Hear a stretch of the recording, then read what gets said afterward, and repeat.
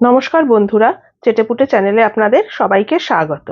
আমি এখানে দিয়ে দিলাম হাফ কাপ পরিমাণ সুজি। এর সাথে আমি দিয়ে দিচ্ছি 2 চামচ ময়দা। এবারে এখানে আমি একটা জিনিস অ্যাড করব, তার আগে আপনাদেরকে দেখিয়ে দিই। দেখুন, আমি এরম সাইজের দুটো আম নিয়েছি। এই আমটাকে আমি ভালো করে ছাড়িয়ে এর পাল্প আমি বার করে নিচ্ছি। সেই পাল্পটাই আমি এখানে অ্যাড করব। একটা আমের পাল্প দেখুন, এই যে আমি বার করে নিয়ে আসলাম মিক্সিতে। আমি যখন এই পাল্পটা করেছি, এখানে আমি 1 টিস্পুন চিনি দিয়ে দিয়েছিলাম। এমনিতে আমটা মিষ্টি, তবু আমি একটু চিনি দিয়ে দিয়েছি। এবারে এখান থেকে আমি পাল্প এর মধ্যে মিশিয়ে দিচ্ছি। একবারে পুরোটা মেশাবেন না, অল্প অল্প করে মেশাতে হবে। মিশিয়ে এটাকে ভালো করে মিশিয়ে দিতে হবে এর সাথে।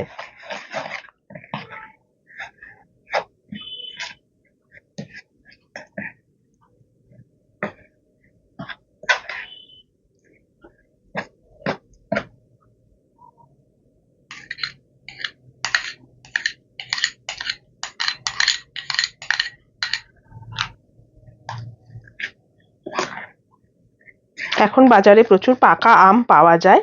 আজকে আমি আম দিয়েই আপনাদেরকে এই রেসিপিটা বানিয়ে দেখাচ্ছি। একদম ইউনিক একটা রেসিপি। আমের স্বাদে গন্ধে পুরো ভরপুর থাকবে। যারা আম খেতে ভালোবাসেন, আম মনে হয় সবাই খেতেই ভালোবাসেন, তাদের জন্য কিন্তু খুব ভালো একটা রেসিপি এটা। দেখুন, কথা বলতে বলতে আমার এটা ভালো করে মেশানো হয়ে গেছে। যেহেতু আমি আমটার মধ্যে যখন পাল্প বার করেছি চিনি দিয়ে দিয়েছিলাম, আমি এখানে আলাদা করে আর কোনো মিষ্টি অ্যাড করলাম না। এবার এটাকে আমি ঢাকা দিয়ে মিনিট 15 রেখে দেবো। যেহেতু সুজি আছে, এটা আরেকটু ফুলে যাবে। 15 মিনিট বাদে আমি ফিরে আসছি। সুজিটাকে আমি সাইড করে দিয়েছি, দিয়ে আমি হিটে একটা প্যান বসিয়েছি। এখানে আমি 250 ml দুধ দিয়েছি। আমি এখানে ফুল ক্রিম মিল্ক দিয়েছি। আপনারা যদি ফুল ক্রিম মিল্ক আপনাদের কাছে না থাকে, আপনারা এমনি দুধ দিয়েও করতে পারেন। সেক্ষেত্রে একটুখানি পাউডার মিল্ক দিয়ে দেবেন। ভালো করে দুধটাকে আমি ঘন করে নেব।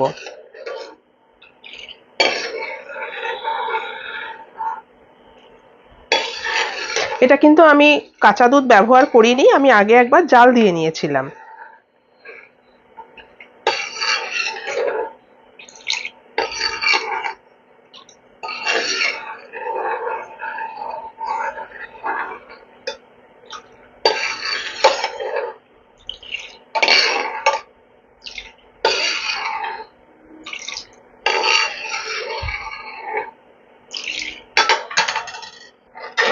দেখুন, দুধটা আমার অনেকটা ফুটে উঠেছে। এবারে এখানে আমি দিয়ে দিচ্ছি 1.5 টেবিল স্পুন চিনি। মিষ্টিটা অবশ্যই আপনারা আপনাদের স্বাদ বুঝে দেবেন।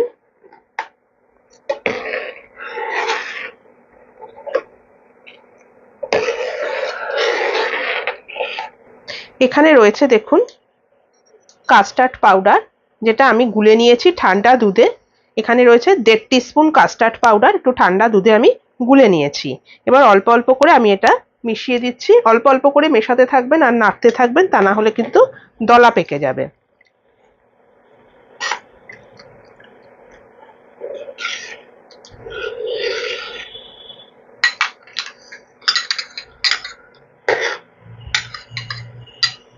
আমি কাস্টার্ড পাউডার দিলাম, ভালো লাগে খেতে।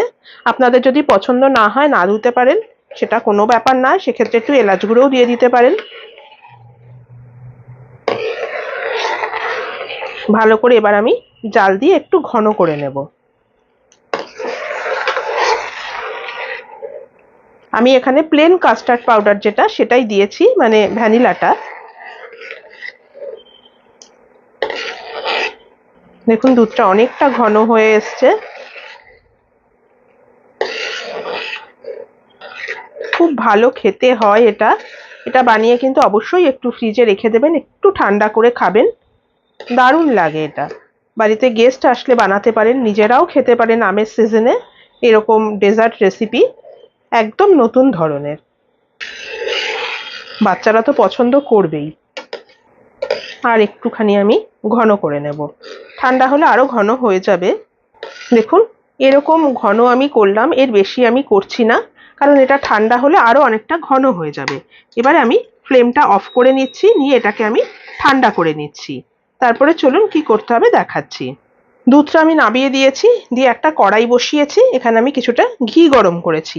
এবার সুজির যে ব্যাটারটা আমি রেডি করেছিলাম সেখান থেকে অল্প অল্প করে নিয়ে আমি এই ঘিয়ের মধ্যে ছেড়ে দিচ্ছি।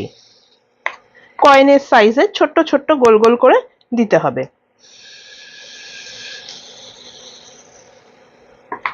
ফ্লেমটা একদম লোতে আছে।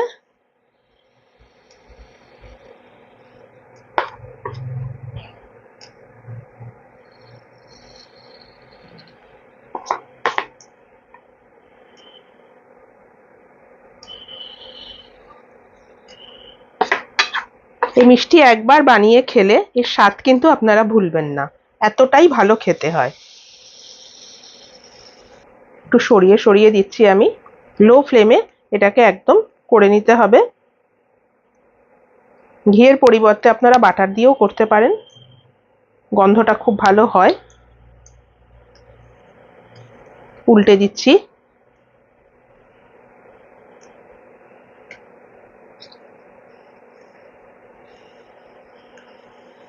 দেখুন এরকম একটুখানি লালচে ব্রাউন টাইপের হবে। এবার আমি এগুলোকে তুলে নিচ্ছি। এগুলো কিন্তু এরকম ভাবে করে শুধু শুধুও খাওয়া যায়। এগুলো তুলে নিলাম। এবার পরের ব্যাচটা আমি আবার দিয়ে দিচ্ছি। আর আমি এখানে তেল দেব না বা ঘি দেব না, একদম রেডি করে আমি আবার আপনাদের দেখাচ্ছি। দুধটা দেখুন আমার ঠান্ডা হয়ে এসছে, আর কয়েনগুলো এই যে ভাজা হয়ে গেছে। আমি এভাবে তুলে রেখে দিয়েছি। এবারে দুধটার মধ্যে আমি আরো একটা যে আম ছিল, দুটো আম, এই আরেকটা আমের পাল্প, এটা আমি মিশিয়ে দিচ্ছি। দুধটা একটু ঠান্ডা করেই কিন্তু করবেন।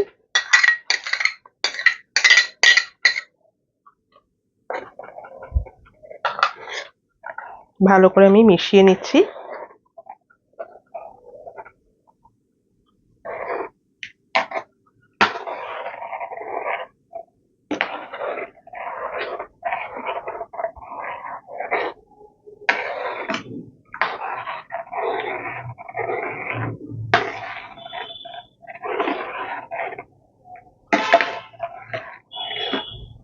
একটু কুচি করেও আম এখানে দিতে পারেন যদি আপনাদের পছন্দ হয়।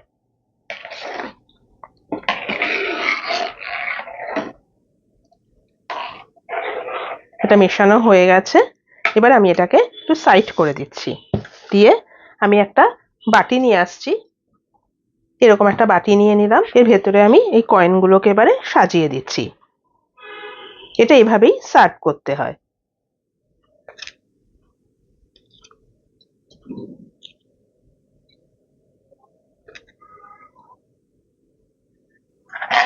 এবারে আমি হাতার সাহায্যে এই দুধটা এখানে দিয়ে দিচ্ছি। এটা এভাবে রেডি করে আপনারা ফ্রিজে রেখে দেবেন।